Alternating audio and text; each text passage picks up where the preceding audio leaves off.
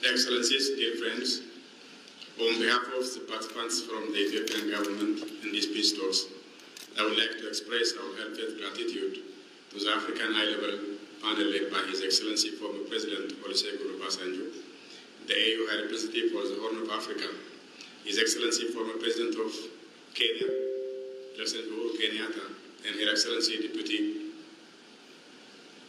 former Deputy President of South Africa, Dr. Funzili, President of South Africa and AU member panel of the WISE. We've benefited from your immense leadership, experience and wisdom over the course of these talks and in helping us get to South Africa. In these talks, you offered your guidance and support to the two sides. We are proud that you've shown the world the reservoir of wisdom in our continent and our capacity to resolve our problems. We are pleased that you accepted to support the implementation of the agreement we've signed today. Your work stated with the initiative of the Chairperson of the African Union Commission, His Excellency Mr. Musa Faki Mohamed. We applaud his vision and leadership. Commissioner Bankole, Adoye, Dr. Alhaj Sajoba, and their colleagues deserve our appreciation for their tireless work.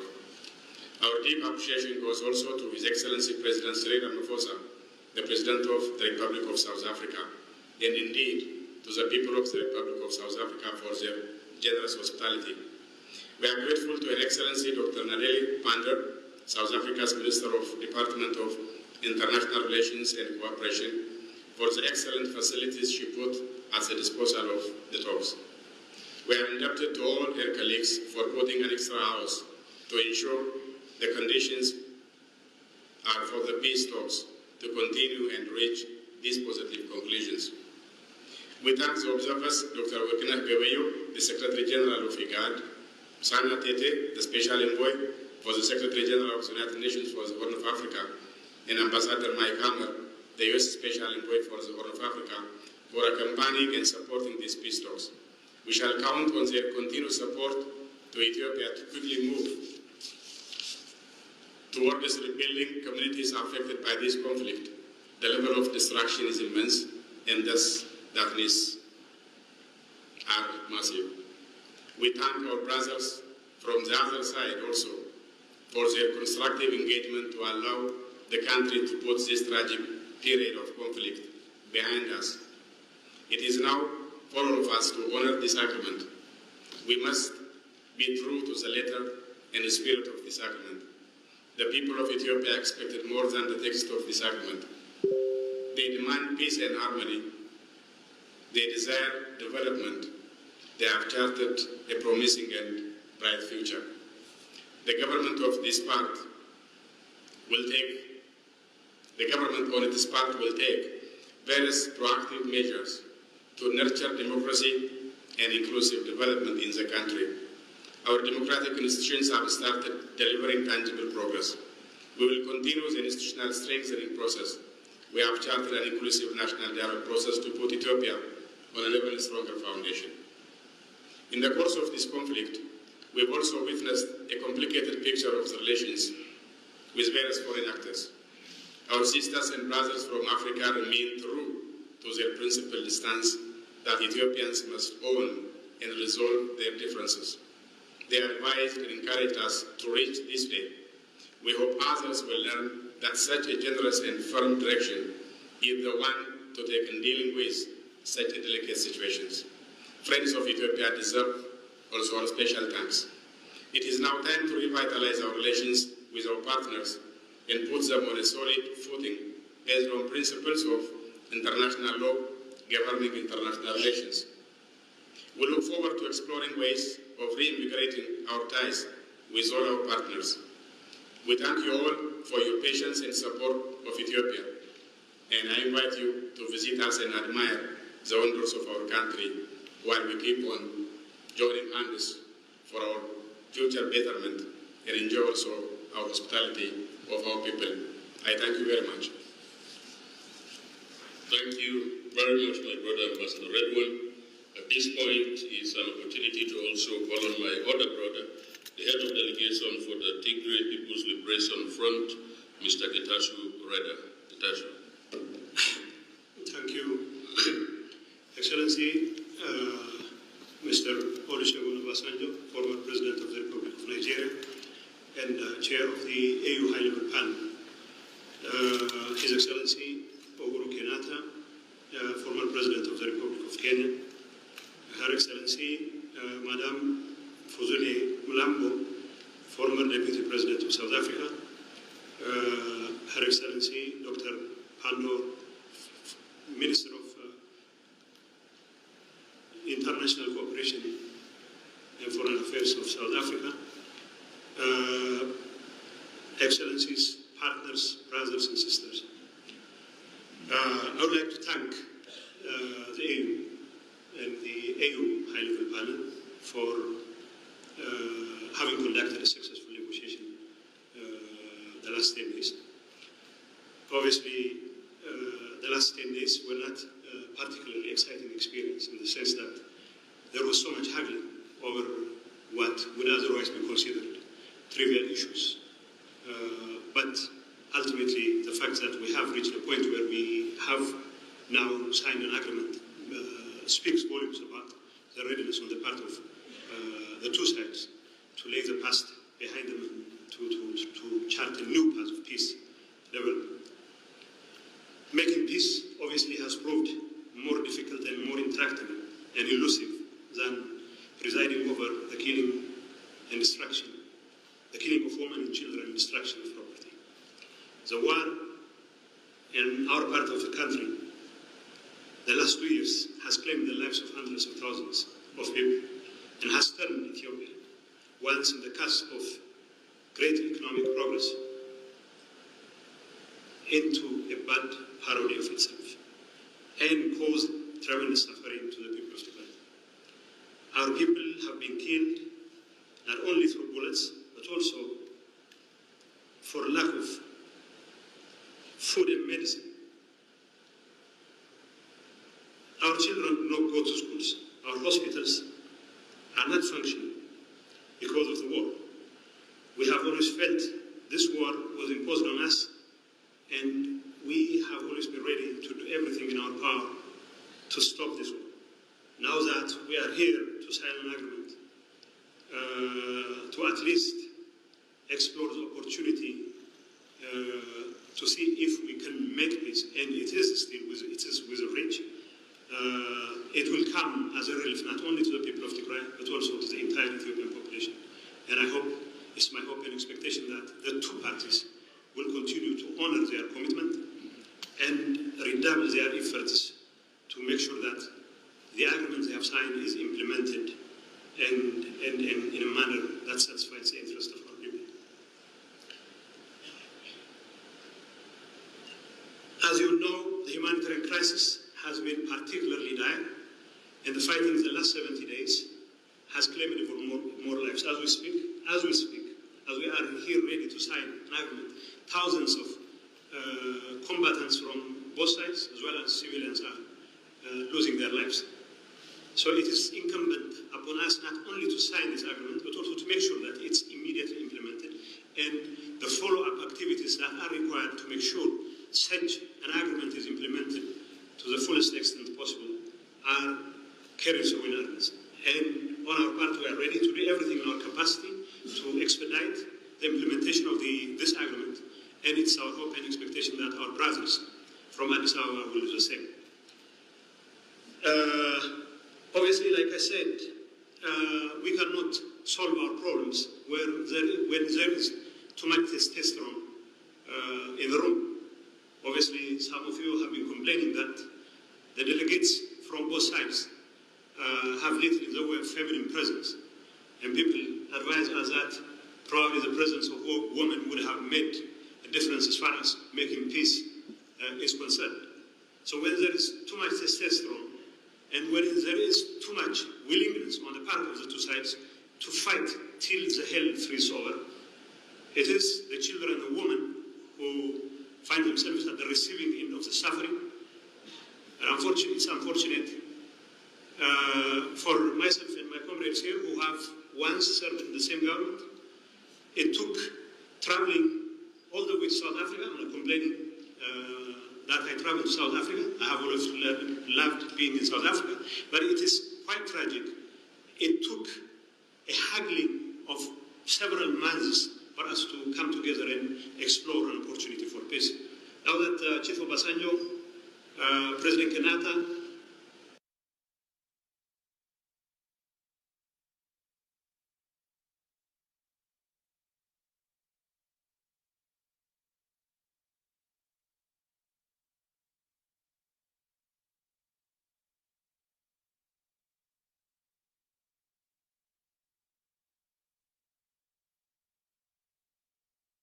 immense, as Revan has pointed out, and the destruction in Tigray has been even more particularly immense.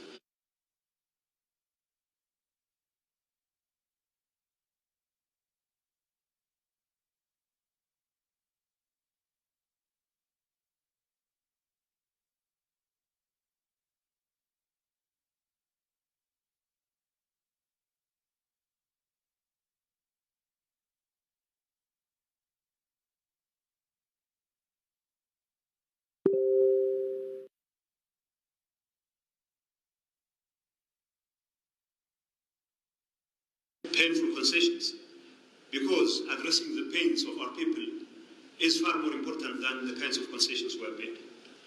Yes, we have made concessions because we have to build trust, and we have to make sure that every one of us builds on that trust. But like President Obasanjo clearly pointed out, to sign an agreement is one thing, but to implement it is entirely different. And our focus should be on implementing it, not because we are weary of fighting, but rather because our people deserve every ounce of it. It's our hope and expectation that both sides will remain faithful to the commitments they have entered. And it's also our hope and expectation that the verification and monitoring mechanism we are going to put in place will be an ironclad one, and the international community needs to throw its weight behind such a process so that we can avoid a relapse into the kind of traditional proclivity to resolve differences by shooting at each other. So I hope our efforts to silence the guns would be followed through in earnest, and our people deserve all the peace in the world. And we need to rebuild communities which have already been shattered as a result of such a bloody war that has continued for the last 2 years and still continues. I know there are spoilers from nearby, from inside our ranks, from the neighborhood, and we also know they would not stop at nothing to sabotage our peacemaking efforts. And it is only through our collective resolve that we can hold these spoilers in check, whether they are from the entire neighborhood or from within our ranks. We have to tell them that there is no substitute for peace, that our people deserve all the peace in the world. All our mothers and sisters and our children deserve all the peace in the world. And for us, we are ready to do everything to make sure that no effort on the part of spoilers would set us back on our commitment for peace. Our decision to silence the guns should also serve as a basis for a continued political engagement that will help us resolve overarching political problems that have bedeviled the nation. And I know as long as we have this pause, as long as we continue to renew our commitments for peace, we still can find it within our hearts to mend fence and to resolve political differences. And ultimately, it is only through political dialogue that problems of political nature can be resolved, and that commitment should always be there. Last but not least, I would like to thank once again all the people who have been involved in making this happen. More importantly, the high-level panel has been very instrumental, and I would also like to thank Hannah Tete, Workna Gawayo, and Mike Hammer for taking all the pain to bear with us while we are haggling amongst each other, not to solve our own problems. Hopefully, they will remain engaged in the entire process, and we have every confidence in the panel and in the African Union and their commitment to carry through their responsibilities, and of course to make sure that our agreement which we are signing today becomes implemented into the fullest extent possible. Let's take this opportunity to once again rededicate ourselves to rebuilding our communities and to seek political and peaceful solutions to the problems that our communities face. Thank you. Thank you very much, Getachew. At this point, I would like to call on the representative of the observers, my sister, Excellency, the UN Special Envoy for the Horn of Africa, Madame Anna Tete. Madame Anna, please.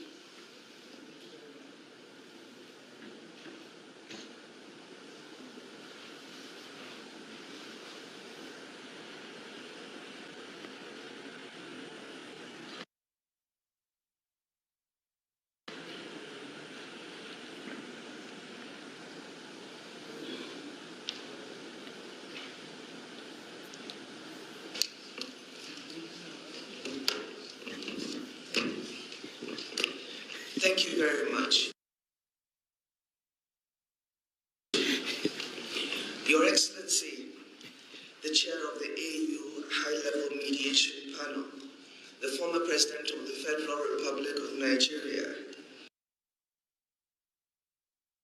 Chief Olusegun Obasanjo,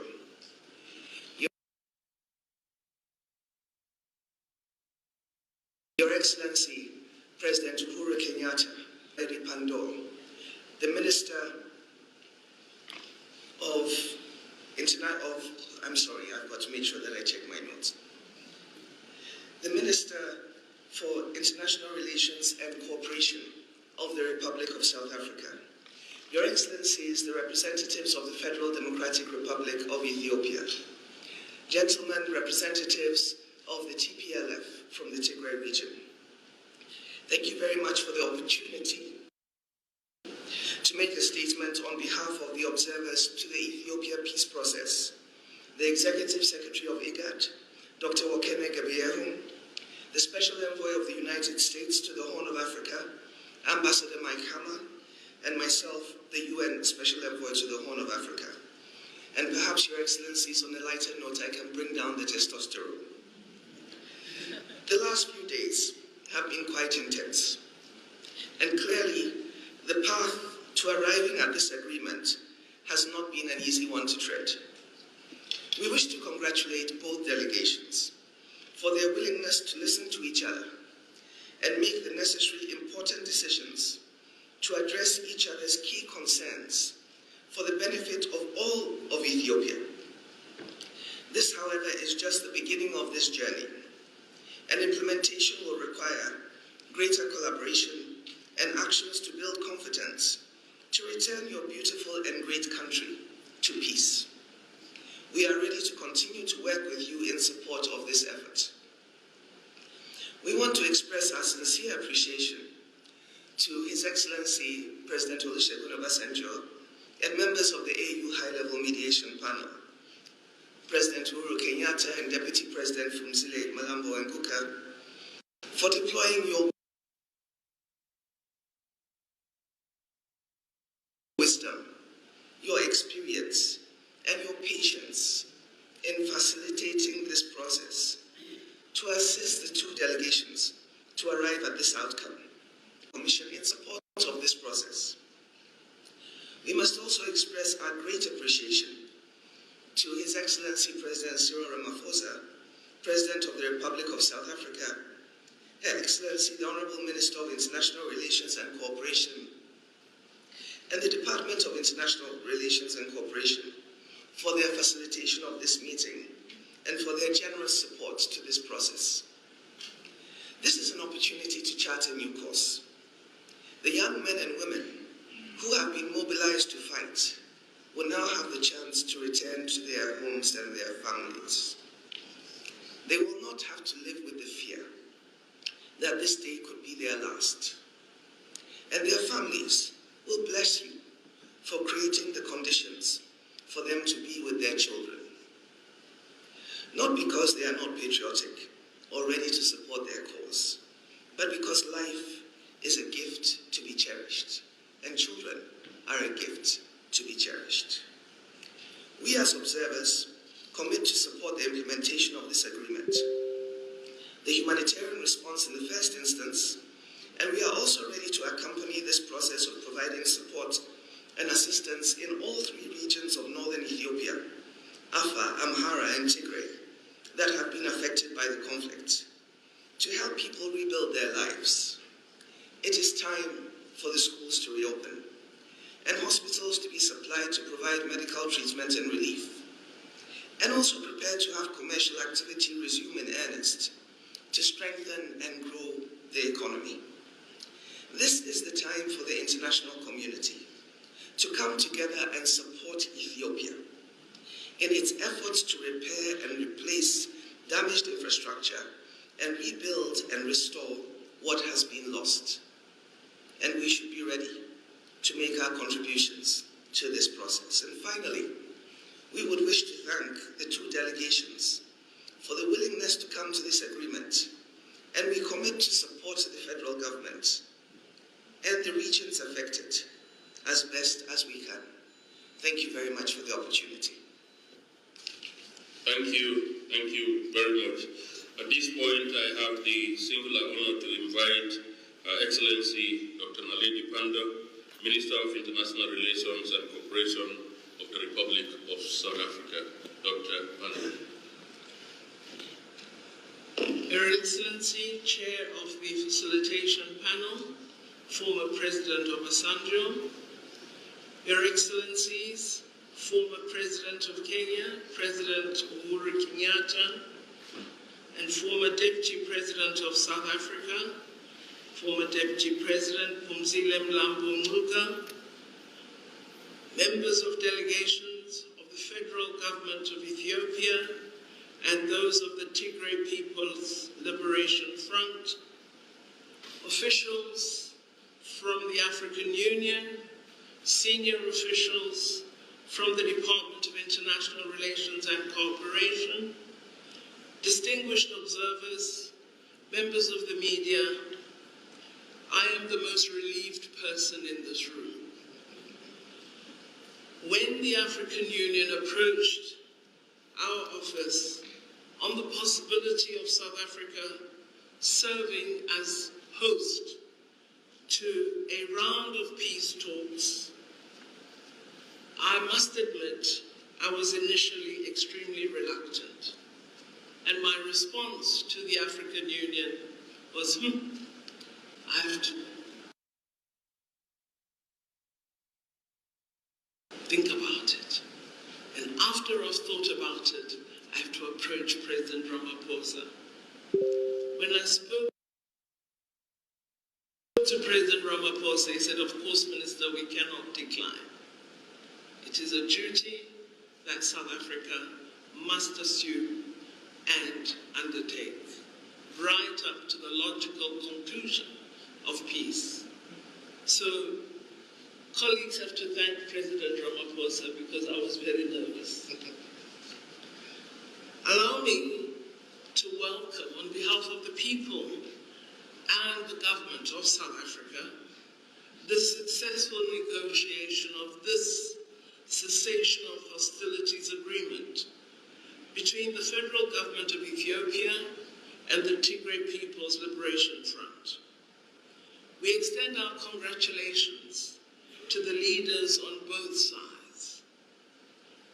For us, this agreement signals a commitment to ending the use of force to settle differences and disputes, and confirms the correctness of our own country's principled policy position that political differences are best resolved through meaningful dialogue and diplomacy. This agreement also underscores the importance that the leaders on both sides have attached to the lives of their people, including to the fighting forces, to their families, to women in their communities, as well as to the suffering children of war. The message that comes out of these talks is clear. There are no winners in war, and wars do not solve problems. Invariably, the underlying reasons for conflict will persist unless they are resolved through dialogue. The use of force serves to destroy lives, livelihoods, infrastructure, and to merely prolong human suffering. This is why, as South Africa, we've always urged the African Union that as a continent, we must give much more focused attention to preventative interventions, structures, and mechanisms. Peace building is much more difficult than waging a war. The real heroes are those who work toward building peace and sustaining it. We therefore humbly call on the leaders of both sides to continue to work toward maintaining this peace through implementing the agreement in full, as they have committed to do in front of us. The engagement to build stability, to sustain peace, must continue in Ethiopia and lead to the securing of an enduring peace. We are honored as South Africa to have been the host for these talks, and we are keen to provide further support to the African Union, working closely with the facilitation team to ensure that peace is indeed maintained in our sister country, Ethiopia. It is absolutely imperative that we thank the facilitators and the observers for the hard work that has been undertaken. We thank His Excellency, President Olusegun Obasanjo, His Excellency, former President Uhuru Kenyatta, and Her Excellency, former Deputy President Phumzile Mlambo Ngcuka. We also thank colleagues of the African Union Commission and all the observers, as well as the resource personnel who have helped steer the talks. It is our hope as the people and government of South Africa that we are very soon going to be enjoying a celebration with the people of Ethiopia and indeed with all the people of Africa, because this agreement offers the hope that it is possible that as Africans we can silence the guns throughout the continent. Our President, President Ramaphosa, has directed me to congratulate all of you and to confirm his government and our country's readiness to continue playing any positive role that you may wish us to play. We are heartily encouraged by this example, and we are indeed really privileged and honored that this first sign that our path, our walk to silencing the guns is probably a successful one. We are absolutely privileged that that path and walk has begun here in South Africa. I thank you. Thank you very much, Honorable Minister. Excellencies, President Obasanjo, President Uhuru Kenyatta, Madam Phumzile, this brings us to one of the most important and critical points in today's signing ceremony. The parties, Excellencies, have agreed to issue a joint statement, and as a demonstration of their commitment and the bonds that bind them as brothers and sisters, is a two-page document with 12 paragraphs. They have divided them evenly and will have Ambassador Redwan, Rameto, read the first part of the joint statement, and that will be followed by Mr. Getachew Reda, which will bring us to the signing ceremony. So without further ado, I would like to call on Ambassador Redwan for the first part of the joint statement between the government of the Federal Democratic Republic of Ethiopia and the Tigray People's Liberation Front. Ambassador, over to you, please. Thank you, Dr. Ba. In fact, I offered Getachew read the first page, but he delegated me to begin, so I will happily begin reading. Joint statement between the government of the Federal Democratic Republic of Ethiopia and the Tigray People's Liberation Front, TPLF. As per Article 3 of the Agreement for Lasting Peace and Permanent Cessation of Hostilities, the representatives of the government of the Federal Democratic Republic of Ethiopia and the TPLF have agreed to announce to the people of Ethiopia and the rest of the world that after 10 days of intensive negotiations have concluded a peace agreement. Second, we've agreed to permanently silence the guns and end the 2 years of conflict in northern Ethiopia. Three, the conflict has brought a tragic degree of loss of lives and livelihoods, and it is in the interest of the entire people of Ethiopia to leave the chapter of conflict behind and live in peace and harmony.